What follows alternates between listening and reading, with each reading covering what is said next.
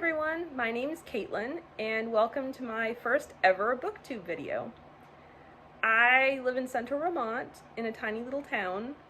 I am the assistant librarian at my small hometown library. I have been a book nerd for pretty much as long as I can remember. I've been reading Christian fiction pretty much exclusively since 2012.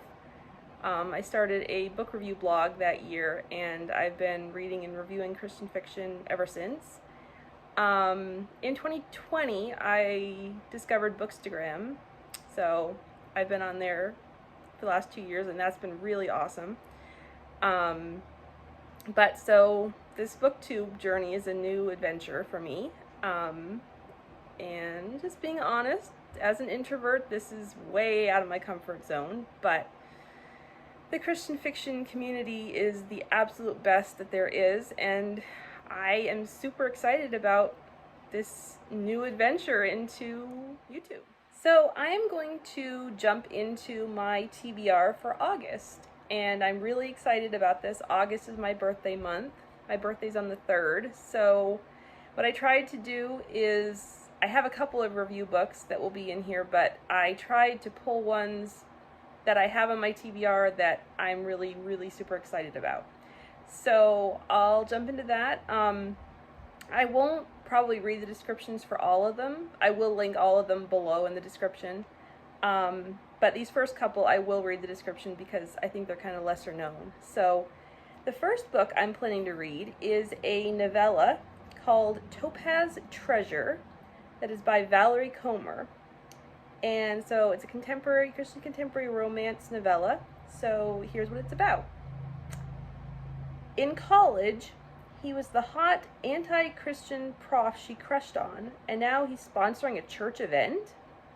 Opposites attract in this redemptive geocaching romance. Closet believer Lissa Quinn steps out of her comfort zone to help coordinate the pot of gold treasure hunt her church is using as an outreach event. She's not expecting her former humanities prof, young, handsome, anti-Christian Kirk Kennedy, to be in Jewel Lake at all, let alone in a position to provide sponsorship to the geocaching event. How can she trust someone who once shredded her best friend's faith? Kirk's treasure hunt takes him down a path he hadn't intended as he searches for opportunities to connect with Lissa and her intriguing sparkle. How can he convince her there is more than one kind of treasure? And how can she introduce him to the greatest prize of all? So, that sounds really good. Okay, the next book I will be reading is a review book that I have, and it is called The One Who Got Away by Tara Grace Erickson. And it is a contemporary Christian romance, and is a firefighter romance. So, I am really excited about this one. So, here's what it's about. The relationship is fake, but the sparks are real. Can these best friends rekindle a second chance at first love, or will they both end up burned? Right here at the Minden Fire Department is exactly where I belong. But when I became Captain Storm, apparently it meant I needed a wife. Or at least that's what my mom's friends think. When Crystal comes back to town, I don't know what to think. She was my best friend in high school. The truth is, I loved her as much as any 18-year-old kid could have. I think she loved me too. But she left anyway. I really do understand why. She had dreams to chase in Hollywood. How could I deny her that? She's here now, though, for 8 weeks, and she's taking over the fire department charity auction while her mom recovers from her fall, which means working with me. I know we're just friends. She's going back to LA after the auction, but maybe her presence could get my mom's friends off my back for a minute. We'll just let people assume there's more to our friendship. No harm, no foul. I really could use the break from my personal matchmaker's attention. And I won't say no to a little extra time with Crystal.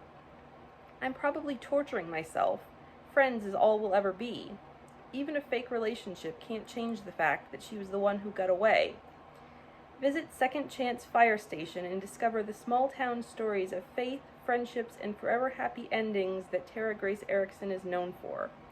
I have read other books by this author and really enjoyed them, so I'm really excited to read that one, and I'm excited that it's in first person, which I personally love. So yeah, looking forward to it.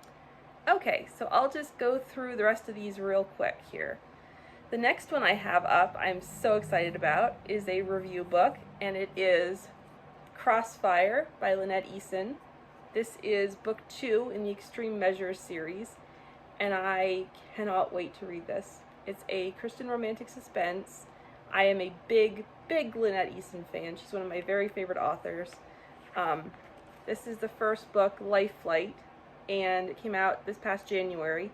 I actually got to read an early copy in December, and it was one of my favorite books of 2021. So I am super excited about Crossfire. Thank you so much, Ravel, for sending me this copy to review.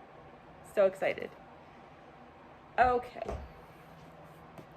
Next up, I am hoping to read All That It Takes by Nicole Deese.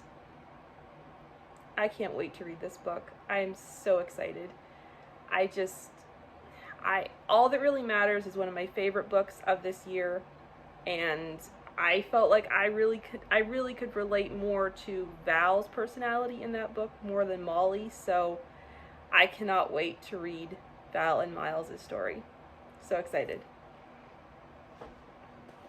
Okay, next up, Let It Be Me by Becky Wade. I cannot wait to read this one.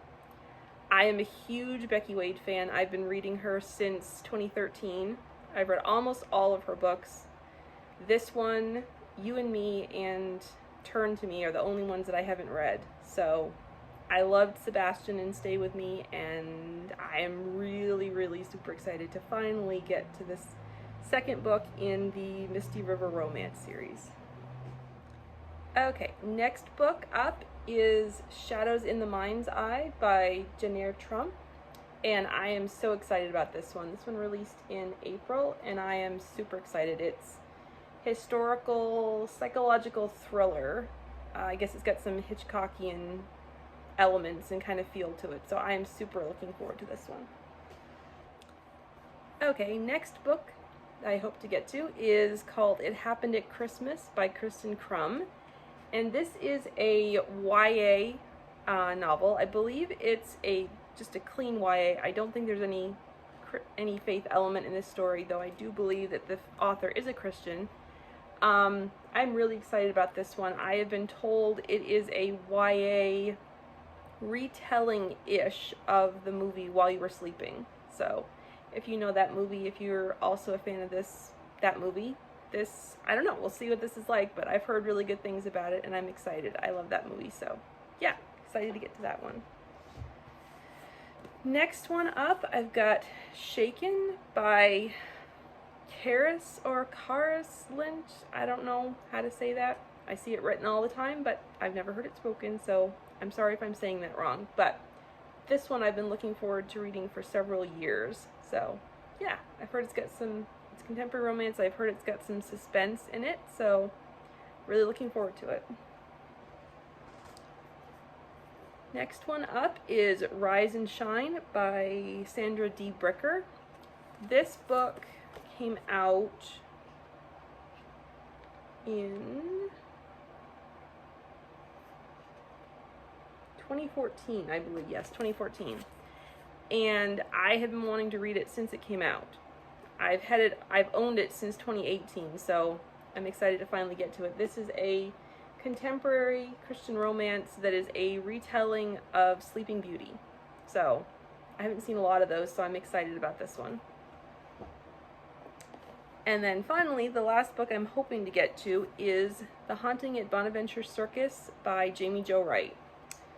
So yeah, she writes historical and contemporary dual timeline suspense novels. So this will be the third book of hers that I've read, and I've had it since it released and haven't gotten to it yet. So I'm hoping to get to it this month. I'm excited. So yeah, so that's what I'm planning to read in August. Let me know what you guys are planning to read. If you've read any of these books, let me know what you thought. Did any of these books pique your interest?